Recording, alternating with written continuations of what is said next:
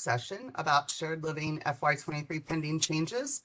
I am super excited that everybody is here because I am excited to share with you the simplicity of the new shared living design.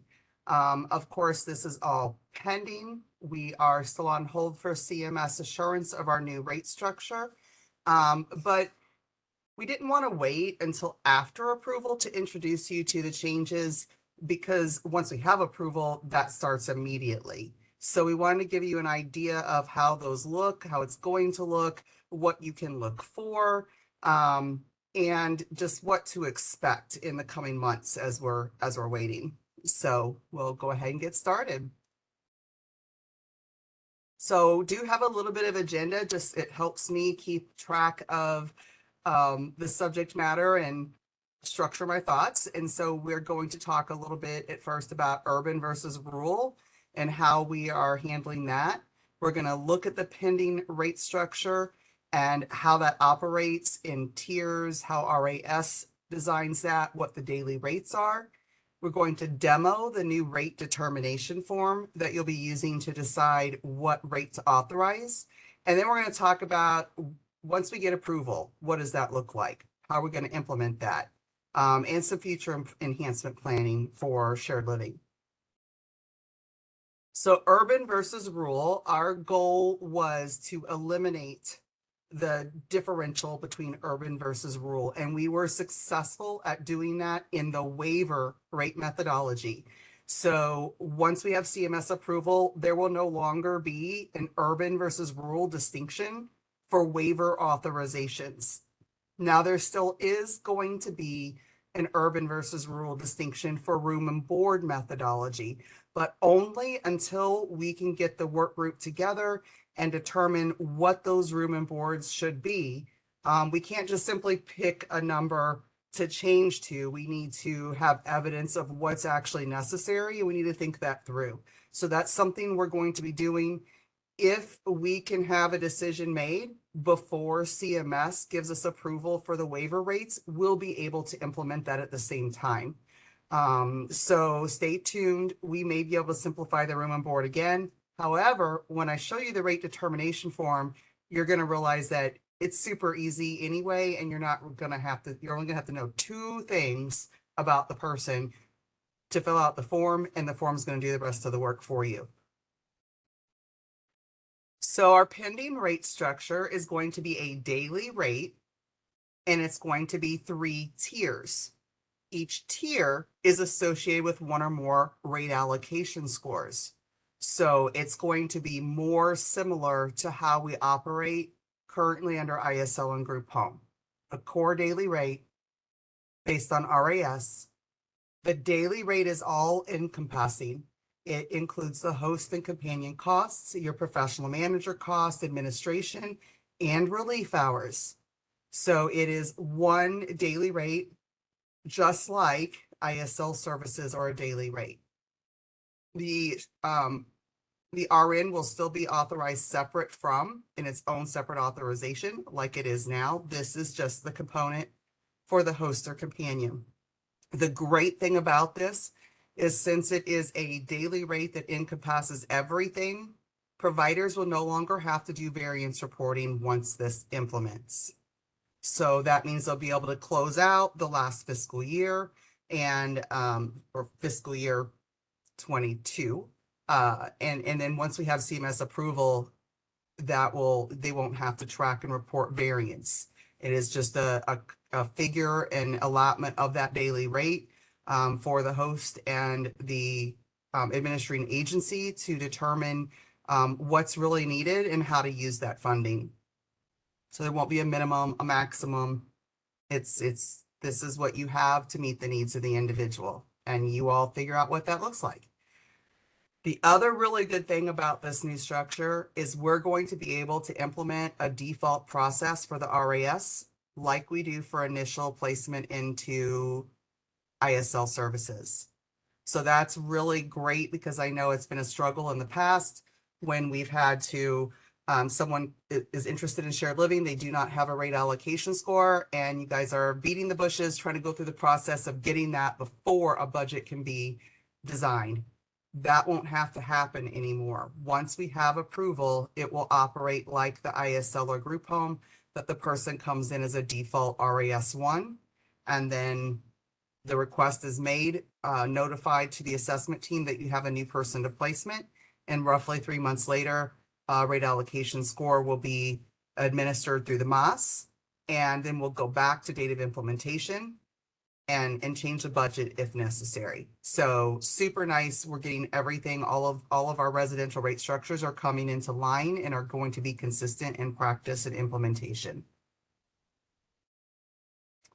So these are, this is a breakdown of the new daily rates. So you can see in your, in the table here that we have the tier and the RAS by tier, and then subsequently what daily rate. So a tier 1 is going to equal an RAS1, a tier 2 is going to equal a 2 or 3, a tier 3 is going to equal a 4 or 5. And there's the daily rate that will be paid.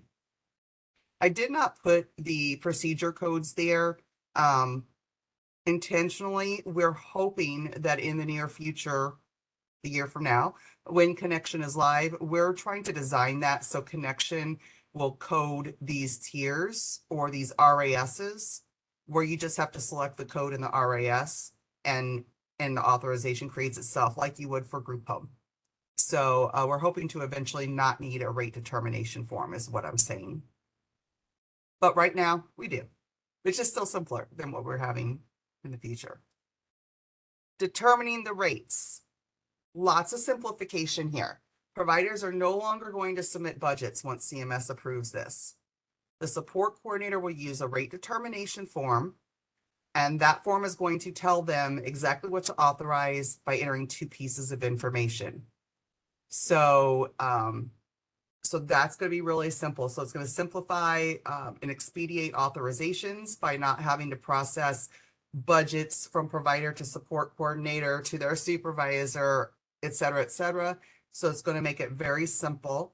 And we try to formulate our rate determination form to do all of the work for the support coordinator. So there's shouldn't be any stressing about how it works. So we're super excited about that. So a couple of things, like all of our other rates currently, we are under an enhanced FMAP maintenance of effort. Therefore, no rates will be reduced. So when we're using the rate determination form, we have to look at the person's current daily rate in Seymour. And if what is in Seymour is higher than the rate determined by the rate determination form, the current daily rate in Seymour remains in place, and that's what you authorize. Okay. This also means because we have a standard rate determination form and it's either the higher existing now or the rate determination form, there will be no individual waiver budget adjustments. So it is what it is. And, you know, it's either that daily rate or it's this rate determination form, and that is the totality of the authorization. Someone asked, just to pop in a question, it's a good point in time for a question. Someone asked if the TCM in the past has us complete the budgets, we won't do that any longer. Correct. So right now, the shared living budget that exists is completed by the provider and signed by the provider. Once CMS approves our new rate structure, there is no budget for the provider to sign. It is simply determining what rate needs authorized. And since that's based on the rate allocation score, the provider doesn't need to generate anything. The support plan will just pull up this little form, enter 2 pieces of information, and they'll know exactly what they need to do. Okay. So this is just a brief, gives you a preview of what that rate determination form looks like. And then I'm going to pull it up and I'm going to share it with you. But this is the basic format of what it looks like. And the only thing that the support coordinator needs to know, and I guess I was wrong, there's three things they need to know. They need to know, is this person receiving host or companion services? They need to know what the person's rate allocations for, and they need to know whether it's urban versus rural. right, for the room and board. So three pieces of information. I've been saying two. So I'm going to pull up the rate determination form and I'm going to show you just how easy it's going to be. Okay. So we're getting ready to do an ISP. We're going to pull up this form and we're going to go, this person is host. Is it urban or is it rural? Or is it companion, urban and rural? So for the sake of this example, we're going to say host urban. Notice it populated a room and board amount. So it's pre-populated. That's all they got to do. Then they go, what's the person's rate allocation score? And we're going to say the person is an RAS 3. And it's going to populate what that monthly rate should be authorized as. So we put some little notes down here. Other would be something, I mean, you don't have to fill it in because no one's going to turn in this form. The support query might want to keep it with the person's ISP so they remember why or how they authorized that, but no one's turning it in for someone else's signature. But why would we use other? We would use other if the current monthly rate reflected in Seymour is higher than this rate. Okay. A reminder that the minimum of 60 units per year must be authorized to the RN code and the code to use. And that host and companion transportation is included in the rate and not authorized in addition to the shared living code.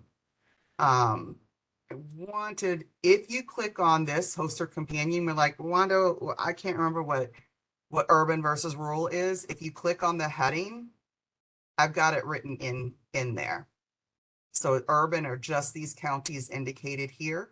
So you don't have to go and refer to a manual. You don't have to go somewhere else to look. It's all in here. The note for RAS, most recent CIS or MOS, whichever is higher. So just little tidbits, hidden notes there. If you remember those are there, there'll be no second guessing. Form tells you.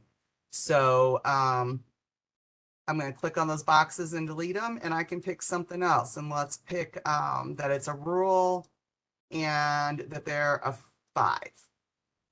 Rural room and board pops up, and so does the waiver authorization. Notice that the waiver codes are in here, so it clarifies and people don't get confused about which one has the modifier, which one doesn't.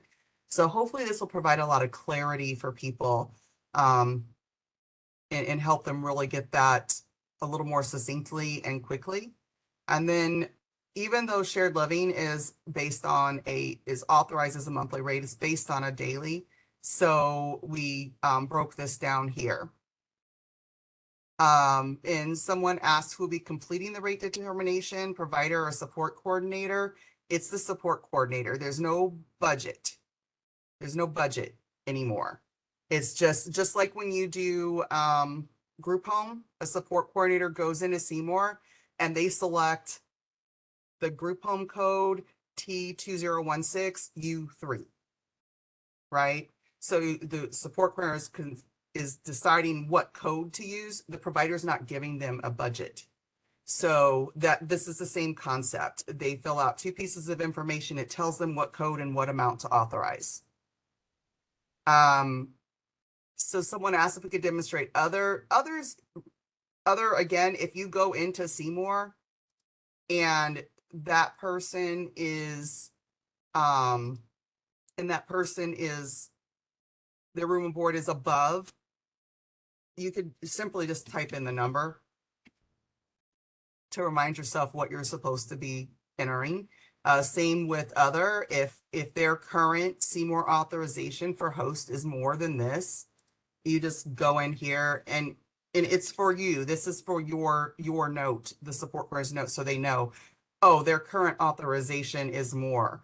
And you know what, I could change that other to current authorization.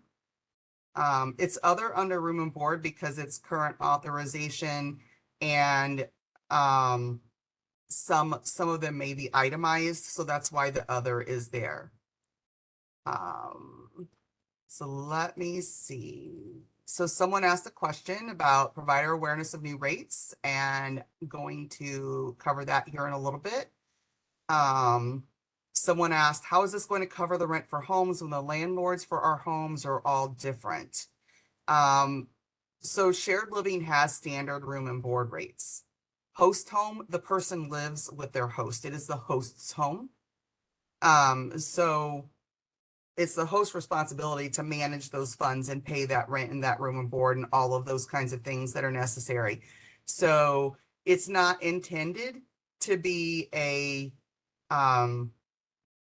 not intended to be an itemized line item for room and board. It's intended to be a flat rate for room and board. So that's what we'll be taking back to the work group, is what does that room and board rate need to be. So we'll probably be asking some people for some analysis of what they're currently paying, so we can show what those rates need to be. Because we don't believe there needs to be a difference between urban versus rural, but maybe there does, depending on what the data actually shows us. Someone asked, what procedure do we follow for a child-specific contract individual? This budget does not dictate what Children's Division follows. We didn't design this budget for Children's Division. We designed the budget for waiver service recipients. So understanding that child-specific contracts do not have rate allocation scores, that's really for you to work through with Children's Division, and they may need to come up with their own format or interpretation of what this means. Okay.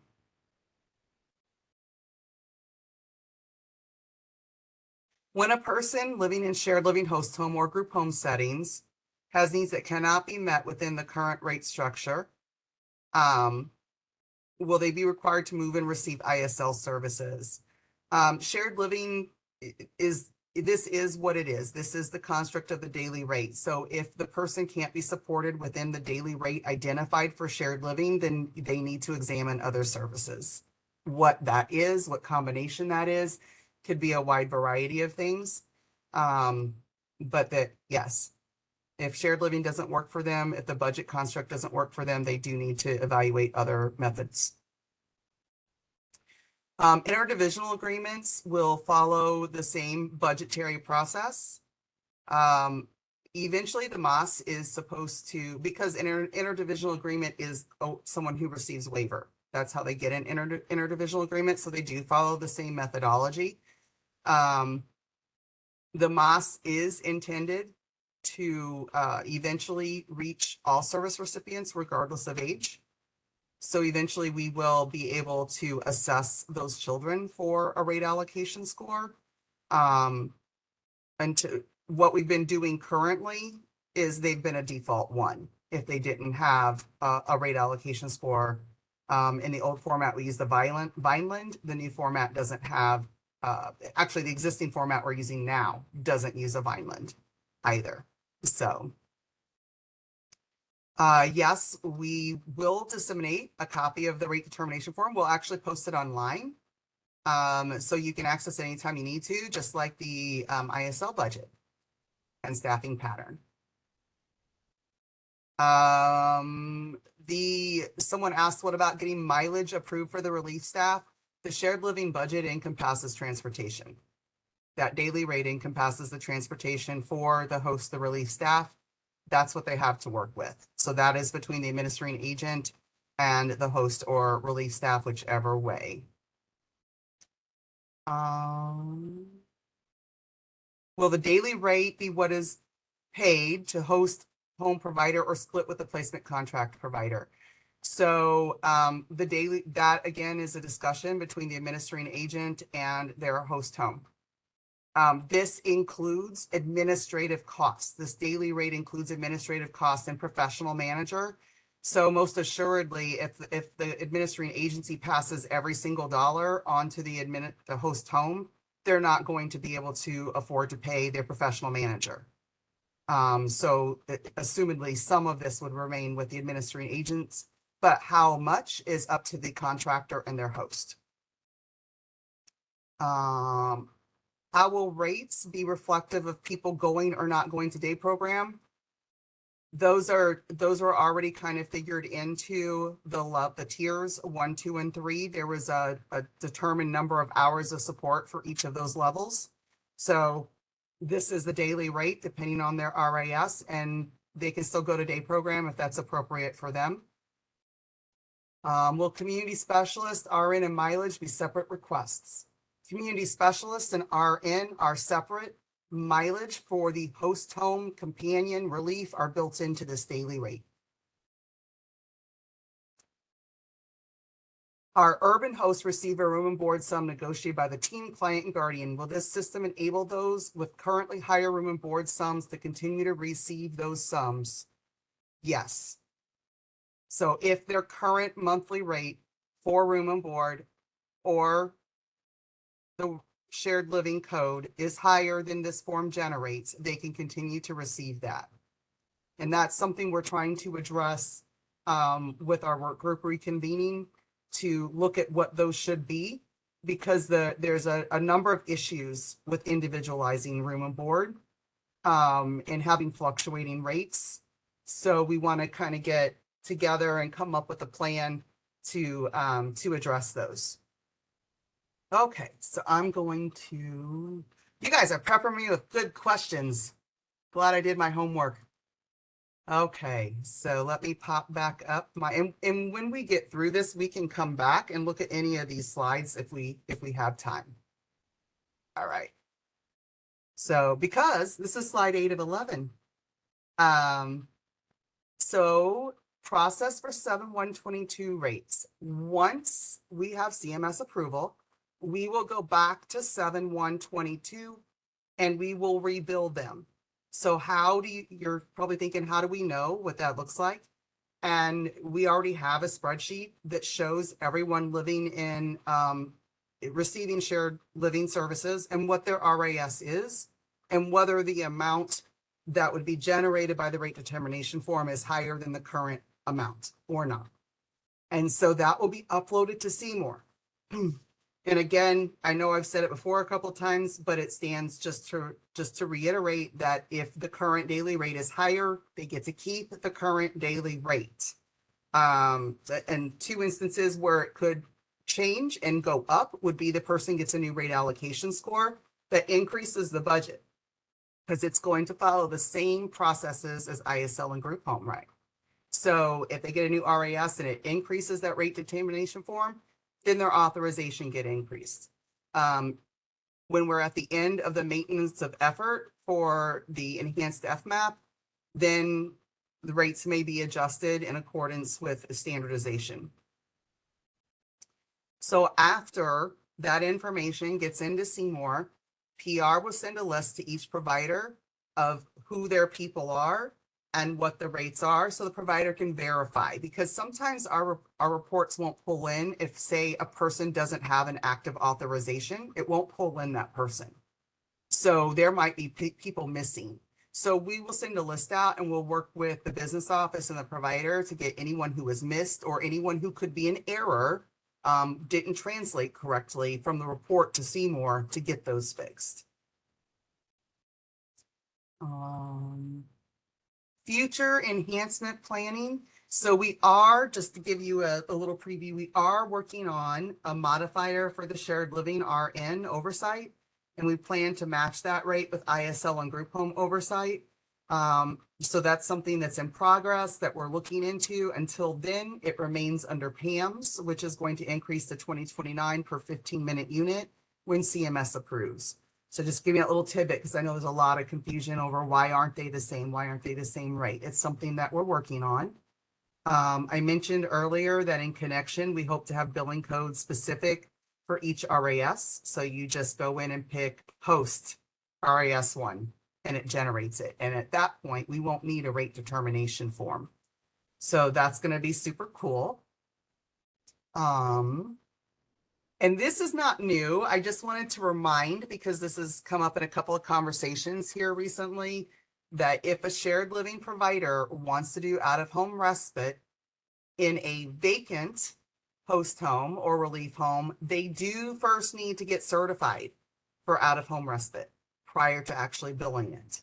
There's been some confusion around that, but out-of-home respite is now a certified service. So they have to get that certification before they can start doing respite to non-residential individuals in their vacant hosts or relief. And to clarify, vacant means that host cannot have any authorizations for host home services in order to provide respite in their home. There's just been a little bit of confusion around that, so I just wanted to provide a reminder. I did have one more question pop up. Said, how are relief hours determined? Is it up to the provider and included in the rate? Yes, it is included in the rate, and it is up to the provider and their host home to work through what are the necessary supports that that person needs. And again, because it's included in that rate, the variance process will no longer be applicable. Just a few other reminders that this is the first of 3.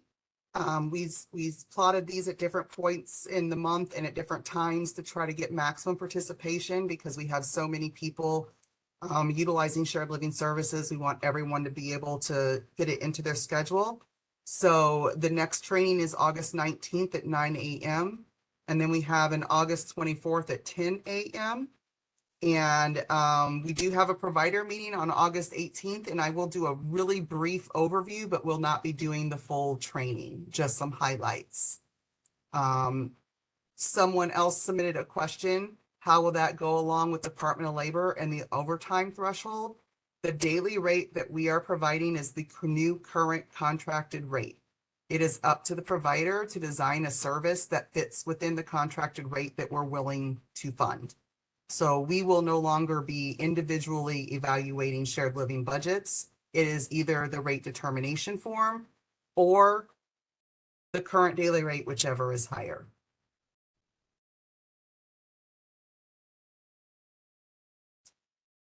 Someone asked if I could do a rate allocation of 2. So assuming that's for a host, it would look like that.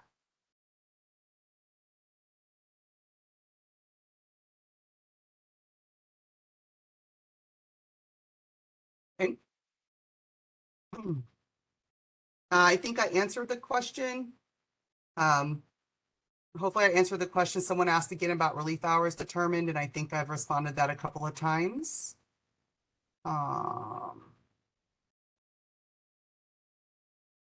So anyway, so that is what I have to share with you. I know that was a quick rundown, but really that rate determination form simplifies so many things. So we're super excited.